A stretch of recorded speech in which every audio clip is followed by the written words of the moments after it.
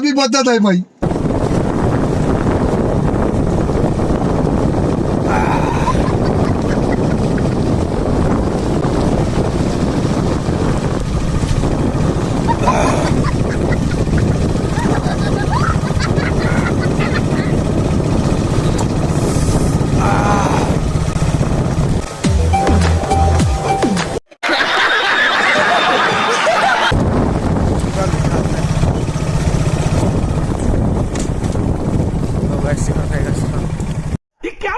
ये क्या बात करता है यार.